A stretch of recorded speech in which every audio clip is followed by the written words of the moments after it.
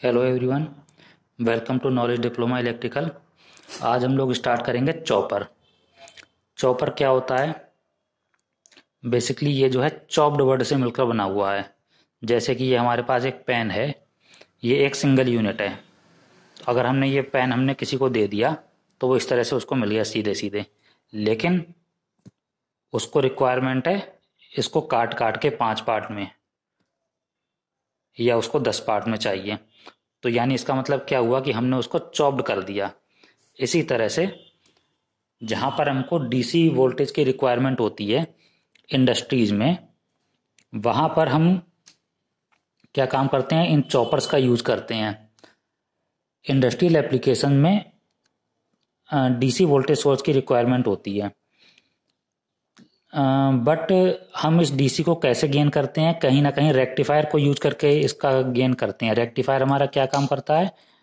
AC को DC में convert कर देता है, ठीक है।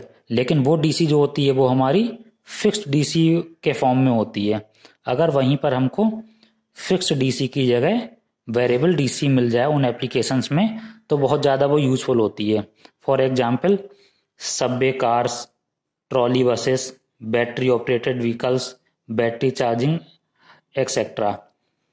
तो चॉपर की डेफिनेशन हम दे सकते हैं कि chopper is a static device that converts fixed DC to a variable DC, यानी फिक्स डीसी वोल्टेज को वेरिएबल डीसी वोल्टेज में कन्वर्ट करने का काम करता है चॉपर।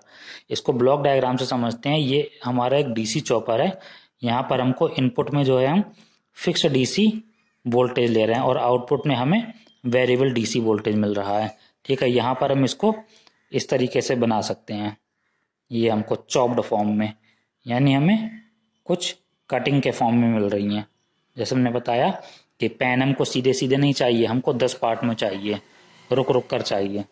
तो ये जो है इन यहाँ पर चॉप्ड फॉर्म में वोल्टेज मिल रही है। तो जैसे एसी में हमारा ट्रांसफार्मर यूज होता है, वो बेसिकली वोल्टेज लेवल को अप या डाउन के लिए यूज होता है। उसी तरीके से चॉपर्स जो होते हैं वो डीसी वोल्टेज को अप या डाउन करने के लिए यूज किए जाते हैं। तो बिल्कुल ट्रांसफार्मर की तरह चॉपर भी दो टाइप के होते हैं, एक स्टेप अप चॉपर और step down chopper. Step up chopper कौन सा होगा? जो जिसमें हमको आउटपुट वोल्टेज जो है हाई आउटपुट वोल्टेज मिलेगा,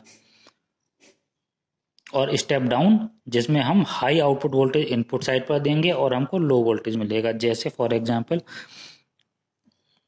हमने अपने चॉपर को 5 वोल्ट की डीसी प्रोवाइड कराई और उसने आउटपुट में हमको 12 वोल्ट दिया, तो ये हमारा कौन सा हो जाएगा?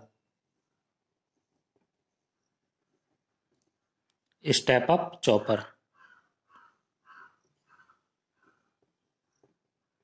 इसका अगेंस्ट अगर कहीं पर हमने 12 वोल्ट का इनपुट दिया चॉपर में और हमको 5 वोल्ट या उससे कम वोल्ट का मिला, तो हम उसको बोलेंगे स्टेप डाउन चॉपर।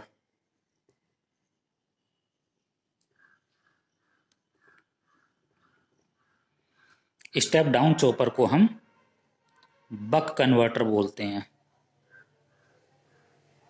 और स्टेप अप चॉपर को हम बूस्ट कन्वर्टर भी बोलते हैं। तो नाम हो सकता है आप लोगों ने सुना हो कि बक कन्वर्टर और बूस्ट कन्वर्टर। तो हम आज के लेक्चर में बक कन्वर्टर का बेसिक प्रिंसिपल समझ लेंगे और उसके बाद जो है हम नेक्स्ट लेक्चर से स्टार्ट कर देंगे बक कन्वर्टर की डिटेल्स और बूस्ट कन्वर्टर की डिटेल्स। तो बक कन्वर्टर जो है एक इस तरीके का एक सर्किट होता है जिसमें हमारा एक वोल्टेज सोर्स होता है, एक स्विच कनेक्ट होता है और एक रजिस्टिव लोड होता है। अब ये लोड, जैसे कि हर टॉपिक में हमने जो है रजिस्टिव लोड लेकर के समझाया है, क्योंकि ये ज़्यादा समझने में आसान होता है, ठीक है। लोड जो है हमारा रजिस्टिव, कैपेसिटिव, इंडक्टिव किसी भी टाइप का लोड हो सकता है, या RL, RLC, या LC। तो देखिए इनपुट में जो VS मिल रहा है वो हमारा DC वोल्टेज मिल रहा है और आउटपुट में जो है हम चॉप्ड फॉर्म में वोल्टेज ले रहे हैं। ये कैसे ले रहे हैं? हमने यहाँ पर एक स्विच प्रोवाइड कर दिया है। ये स्विच, जब इसे इस टाइप का एक स्विच मान लीजिए,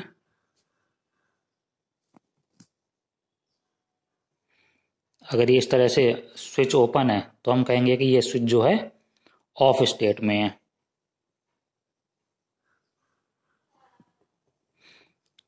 और अगर ये स्विच हमारा इस तरीके से क्लोज हो गया तो हम इसको बोलेंगे ऑन स्टेट।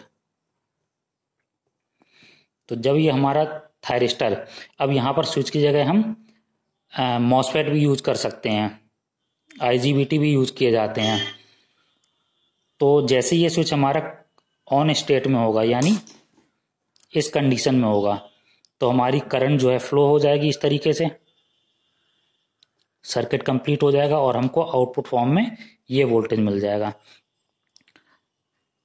ठीक है, अगली हाफ साइकिल में हमें क्या होगा, ये जो थायरिस्टर जो है वो ऑफ स्टेट में हो जाएगा इस कंडीशन में, तब हमको 0 आउटपुट वोल्टेज मिलेगा। इसी तरह से फिर पॉजिटिव फिर 0। तो ये जो है इस स्टेट को हमने बोला टी ऑन, यानी थायरिस्टर का ऑन पीरियड, और ये थायरिस्टर का ऑफ पीरियड। इसी तरह से इसकी करंट की वेव फॉर्म, अगर आउटपुट करंट की बात करें तो अब आउटपुट करंट अगर यहाँ पर हम KVL अप्लाई करते हैं तो यहाँ पर I इक्वल टू क्या हो जाएगा, VS अपॉन R। तो VS से इसका मैग्नीट्यूड जो है VS से कुछ कम आएगा। तो VS अगर हमने इतना बनाया है मैग्नीट्यूड, तो इसका मैग्नीट्यूड हम कुछ कम बनाएंगे और VS अपॉन R की वैल्यू हम इस तरीके से दिखा देंगे, जाएगी वहीं तक जहां तक वोल्टेज जा रहा था, यानी टी ऑन के टाइम पे मिल रही है और टी ऑफ के टाइम पे 0। चलिए आज के लेक्चर में इतना ही। अगले लेक्चर में हम इसको एलोबरेट करेंगे, buck converter, boost converter. Thank you.